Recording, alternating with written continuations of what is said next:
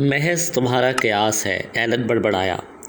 تم میں یہی سب سے بڑی خرابی ہے کہ کسی بات کو مان کر نہیں دیتے، اور یہی خرابی تمہیں ایک دن جیل میں سڑا دے گی یا بجلی کی کرسی پر بٹھا دے گی۔ ویسے تمہارا اندازہ بتا رہا ہے کہ تم کم از کم ایک قتل کے مرتکب ضرور ہو چکے ہو۔ میں اس قسم کا آدمی نہیں ہوں، البتہ تم چاہو تو مجھے میری ویدر کے قتل کے الزام میں ضرور گرفتار کر سکتے ہو۔ نہیں، اس میں تمہارا ہاتھ نہیں ہے، ہم تفتیش کر چکے ہیں۔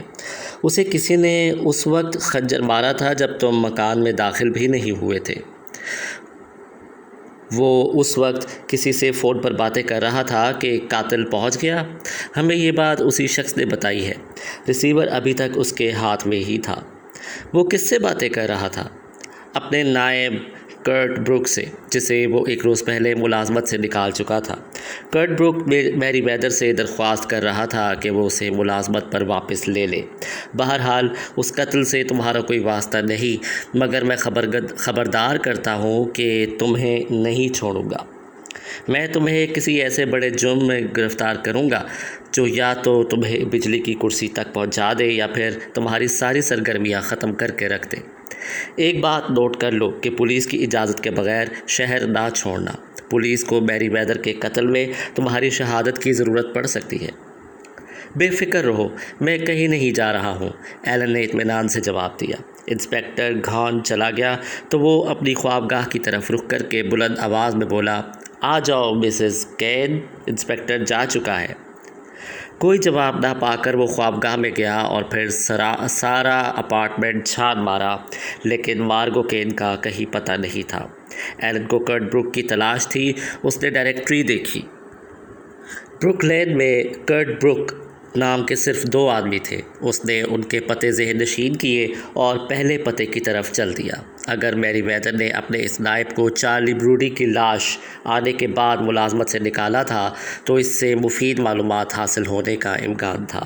وہ کرٹ بروک کے مکان پر پہنچ گیا۔ گھنٹی کے جواب میں ایک صحت مند سی عورت نے دروازہ کھولا۔ کیا کرٹ بروک گھر پر ہے؟ اس نے دریافت کیا۔ نہیں، وہ سپر مارکیٹ تک گیا ہے، ابھی آ جائے گا، چاہو تو انتظار کر لو۔ عورت اسے لے کر چھوٹے سے ڈرائنگ روم میں آ گئی اور اسے بٹھا کر اندر چلی گئی۔ کچھ دیر بعد اسے اندر سے آوازیں سنائی دیں۔ عورت شاید کرٹ بروک سے ہی کہہ رہی تھی کہ کوئی اس سے ملنے آیا ہے۔ پھر ایک دراز قد کا دبلا پتلا نوجوان اندر آ گیا۔ تم مجھ سے ملنا چاہتے ہو؟ اس نے ایلن سے پوچھا۔ ایلن سمجھ گیا کہ یہ وہی کرٹ بروک ہے۔ تم آکسٹس میری ویدر کے ہاں کام کرتے تھے؟ اس نے تصدیق چاہی اور جب نوجوان نے اسبات میں سر ہلا دیا تو مزید کہا، میرے خیال میں جب اسے قتل کیا گیا تھا تو اس وقت تم ہی اس سے فون پر بات کر رہے تھے۔ ہاں، مگر میں یہ بیان پہلے بھی 2 بار دے چکا ہوں۔ کرٹ نے ہلکا سا احتجاج کیا۔ وہ اسے سادہ لباس میں کوئی پولیس والا ہی سمجھ رہا تھا۔ تم نے وہاں ملازمت کیسے حاصل کی تھی؟ ایلن نے اس سے پوچھا۔ میں لانگ آئلینڈ میں ایک کھاتے پیتے گھرانے میں شوفر تھا۔ کسی بات پر انہوں نے مجھے برخاست کر دیا۔ ایک روز میں نے ٹائمز میں اشتہار دیکھا تو یہاں آ گیا۔ میری ویدر نے مجھے مطیت گاڑی چلانے پر ملازم رکھ لیا۔ پھر دونوں میاں بیوی مجھے پسند کرنے لگے۔ میری ویدر نے مجھے تدفین کا کام سکھانا شروع کر دیا۔ وہ اپنے بعد یہ کام میرے سپرد کرنا چاہتا تھا۔ پھر اس نے تمہیں نکال کیوں دیا؟ ایلن نے دریافت کیا۔ دراصل میں ذرا کاہل واقع ہوا ہوں۔ اس کے علاوہ مجھے یہ کام بھی پسند نہیں تھا کہ میں بھوکا مرنا نہیں چاہتا تھا، اس لیے میں اس سے درخواست کر رہا تھا کہ وہ مجھے دوبارہ رکھ لے۔ چارلی بروڈی کی لاش تمہارے سامنے ہی تدفین کے لیے لائی گئی تھی؟ ہاں، ہمیں اس کی بیوہ نے فون کیا تھا۔ اس کی لاش میں ہی پک اپ میں لے کر آیا تھا۔ رات بھر ہم نے لاش سرد خانے میں رکھی۔ صبح اس کی بیوہ چند دوستوں کے ساتھ آئی۔ انہوں نے تابوت منتخب کیا اور دوسرے انتظامات کے بارے میں گفتگو کی۔ وہ اس معمولی سے سیلز مین کو بڑا شاندار کفن دفن دے رہے تھے۔ ہم نے اس کے جسم کا سارا خون نکال کر اس میں رقیق مادہ بھر دیا تھا۔ پھر اگلی صبح تک کے لیے ہم نے لباس اور خوشبو لگانے کے لیے لاش ان کے حوالے کر دی۔ یہ کام انہوں نے خود ہی کیا تھا۔ بعد میں میری ویدر نے لاش تابوت میں رکھی تھی۔ گویا میری ویدر ہی وہ آخری آدمی تھا جس نے چارلی بروڈی کی لاش دیکھی تھی۔ اور اسے تابوت میں بند کیا تھا۔ بڑی دلچسپ باتیں بتائی ہیں تم نے، شکریہ، ایلن نے کہا اور اس سے رخصت ہو کر باہر آ گیا۔ اپنے گھر آ کر اس نے ایک جام بنایا اور فون کے پاس بیٹھ گیا۔ اس نے پہلے آرچی فرگوسن کو فون کیا جو تنظیم کی لڑکیوں کا انچارج تھا۔ میں چارلی بروڈی کی بیوہ سے ملنا چاہتا ہوں، اس نے آرچی کی آواز سنتے ہی کہا۔ بابی ایک ہفتے تک کسی سے نہیں مل سکتی، آرچی نے جواب دیا۔ ہم نے ایک ہفتے کے لیے اسے چھٹی دے دی ہے۔ اس سے بہت سے لوگ ملنا چاہتے تھے اور ہمدردی کا اظہار کرنا چاہتے ہیں۔ تم چاہو تو میں تمہارا نام بھی اس فہرست میں لکھ لیتا ہوں۔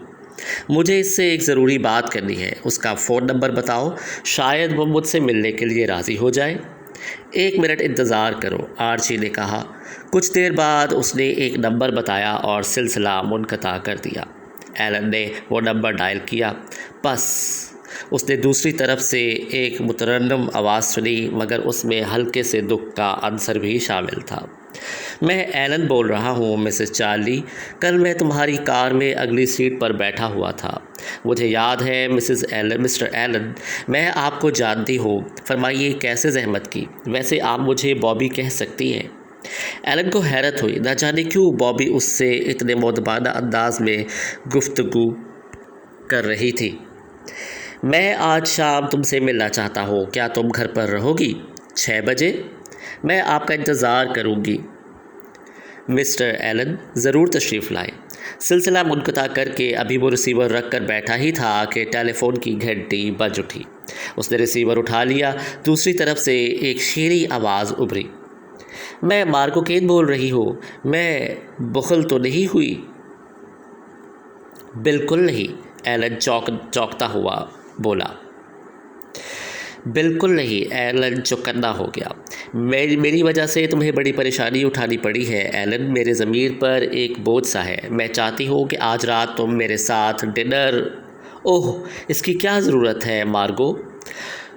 نہیں ایلن، یہ میرا اصرار ہے۔ ٹھیک ہے، مجھے 6 بجے ایک جگہ جانا ہے۔ 8 بجے کا وقت کیسا رہے گا؟ بالکل ٹھیک ہے، میں تمہارے اپارٹمنٹ پہنچ جاؤں گی۔ مجھے تمہارا گھر بہت اچھا لگا تھا۔ اوکے، اس نے فون بند کر دیا۔ 6 بجے ایلن بروڈی کی بیوہ بابی کے ہاں پہنچا تو وہ کمرے کے وسط میں بیٹھی سسکیاں لے رہی تھی۔ مجھے افسوس ہے مسٹر ایلن، وہ اسے دیکھتے ہی بولی، یہ گھر مجھے ماضی کی یاد دلاتا ہے۔ یقیناً مسز بروڈی، مگر میں آپ کا زیادہ وقت نہیں لوں گا۔ میں صرف چارلی کے کاغذات ایک نظر دیکھنا چاہتا ہوں۔ سارے کاغذات ابھی تک اس کی خوابگاہ کی میز کی دراز میں رکھے ہیں، آپ انہیں دیکھ سکتے ہیں۔ دراز غیر مقفل تھا۔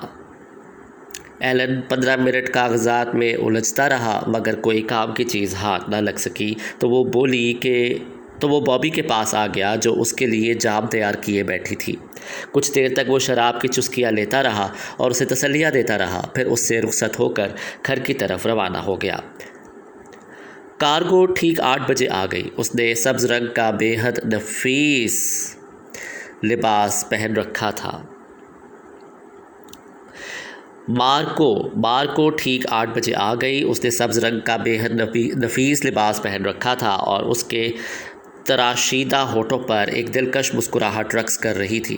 وہ اپنائیت بھرے انداز میں اس کی طرف بڑھی۔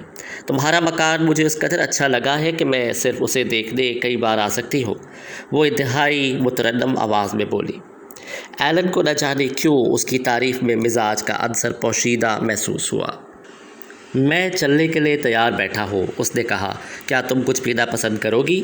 اوہ نہیں شکریہ، کھانے پینے کا کام ہم ریسٹورانٹ ہی میں کریں گے، آؤ۔ وہ بڑی اچھی ڈرائیور ثابت ہوئی۔ سڑکوں اور گلیوں میں وہ اس طرح اپنی مرسیڈیز دوڑا رہی تھی جیسے ان راستوں پر برسوں کار چلاتی رہی ہو۔ پھر وہ ہائی وے پر آ گئی۔ ایلن کو اندازہ نہ ہو سکا کہ وہ اسے کہاں لیے جا رہی ہے۔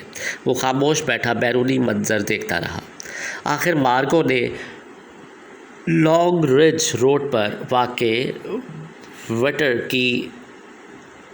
کی ان نامی ایک ریسٹورانٹ کے سامنے اپنی کار روک دی۔ دونوں اندر آ کر ایک میز پر بیٹھ گئے۔ مارگو نے اسکاچ کا آرڈر دیا اور جلد ہی شراب ان کے سامنے سجا دی گئی۔ مارگو موڈ میں آ گئی۔ میں اور میگ فل اکثر یہاں آیا کرتے تھے۔ وہ ایک چسکی لیتے ہوئے بولی۔ محفل ملبوسات کا کاروبار کرتا تھا۔ میں شادی سے پہلے ایک ماڈل تھی۔ ہماری ملاقات ایک سٹائل شو میں ہوئی، پھر 7 ہفتے بعد ہی ہم شادی کے بندھنوں میں بندھ گئے۔ بعد میں میں نے ایک لمحے کے لیے بھی اس شادی پر افسوس نہیں کیا۔ بلا شبہ ہماری عمروں میں خاصا فرق تھا، مگر محفل بہت اچھا آدمی تھا۔ مجھے اس سے محبت تھی۔ اکثر رات کو سارے کارندوں کے چلے جانے کے بعد وہ دیر تک اپنی فیکٹری میں رہا کرتا تھا۔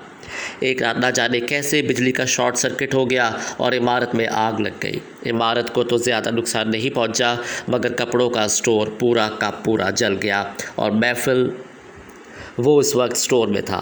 وہ وہاں سے زندہ باہر نہ آ سکا۔ اس نے رومال نکال کر اپنی آنکھوں پر رکھ لیا۔ اس کے منہ سے دبی دب سی سسکیاں نکل رہی تھی۔ نکل رہی تھی۔ بس کرو مارگو، صبر کرو، اب ان باتوں سے کیا فائدہ؟ مجھے ایلن نے تسلی دی تو مارگو جلدی ہی سنبھل گئی۔ تم بہت پیارے آدمی ہو، وہ دھیرے سے مسکرائی، مگر مجھے کم از کم ایک بار تو کسی کو یہ داستان سنانی ہی تھی۔ اب میں اپنے دل کا غبار نکال چکی ہوں، اس لیے آئندہ کبھی یہ تذکرہ نہیں کروں گی۔ اس نے جام اٹھا لیا۔ مستقبل کے نام۔ ایلن نے بھی گلاس اٹھایا اور منہ سے لگا لیا۔ 1 گھنٹے بعد وہ کھانے سے فارغ ہوئے اور واپس شہر کی جانب چل پڑے۔ مارگو نے کار اس کے اپارٹمنٹ کے سامنے روک دی۔ کیا میں پھر کبھی تمہارے گھر آ سکتی ہوں؟ اس نے پوچھا۔ جب چاہو آ جانا، ایلن نے کہا۔ مارگو نے شکریہ ادا کیا اور ہاتھ لہراتی ہوئی کار آگے بڑھا لے گئی۔ ایلن نے اپنے اپارٹمنٹ کا تالا کھولا۔ اندر روشنی ہو رہی تھی۔ وہ بڑی احتیاط سے اندر داخل ہوا، مگر اس وقت کمرے میں سے 2 صحت مند جوان نکلے۔ ان کے ہاتھ ان کے جیکٹوں کی جیبوں میں تھے۔ صاف ظاہر تھا کہ ان کے پاس ریوالور تھے۔ ایلن انہیں دیکھتے ہی پہچان گیا۔ ان میں سے ایک کا نام گٹل اور دوسرے کا فوکس تھا۔ دونوں ہی تنظیم کے پیشہ ور قاتل تھے۔ نک روبرٹو تم سے ملنا چاہتا ہے، ایلن، گٹل نے کہا۔ اسی وقت فوکس نے لقمہ دیا۔ چلو دوستو۔ تینوں نیچے آ گئے اور کار میں بیٹھ گئے۔ یہ وہی کار تھی جس میں ایلن ولی کے ساتھ چارلی بروڈی کے قبر کھودنے قبرستان گیا تھا، مگر اس بار اسے عقبی سیٹ پر بٹھایا گیا تھا۔ نک روبرٹو اپنے دفتر میں ایک بڑی سی میز کے عقب میں بیٹھا تھا۔ میز کے دائیں جانب کی کرسی پر ایک مسکین سا 50 سالہ آدمی براجمان تھا۔ اس کے چہرے سے انتہائی پریشانی مترشح تھی۔ اس نے ایک نظر ایلن پر ڈالی اور جلدی سے دوسری طرف دیکھنے لگا۔ کیا یہ وہی آدمی ہے؟ نک روبرٹو نے ایلن کی طرف اشارہ کر کے پوچھا۔ ہاں، اس شخص نے بھیک مانگتی ہوئی آواز میں جواب دیا۔ اسے اچھی طرح دیکھو، نک، اس شخص نے سے بولا۔ کیا تمہیں یقین ہے یہ وہی آدمی ہے؟ ہاں، یہ وہی ہے۔ کیا بات ہے نک؟ ایلن نے الجھتے ہوئے پوچھا۔ نک کرسی سے اٹھا اور ایلن کے قریب آ کر اس کے منہ پر ایک زوردار تھپڑ رسید کر دیا۔ میں نے تمہیں اپنے بیٹے کی طرح رکھا ہے، وہ غرایا۔ اس سے کچھ زیادہ ہی اچھا، مگر تم گندی نالی کے کیڑے نکلے۔ ایلن کو احساس ہو گیا کہ معاملہ بے حد سنگین ہے۔ وہ اپنا رخسار سہلاتا ہوا خاموش کھڑا رہا۔ نک اس آدمی کی طرف مڑا۔ ٹھیک ہے، اب تم جاؤ۔ اپنے دوستوں سے کہہ دینا کہ وہ اب بے فکر ہو جائیں، انہیں ستانے کوئی نہیں آئے گا۔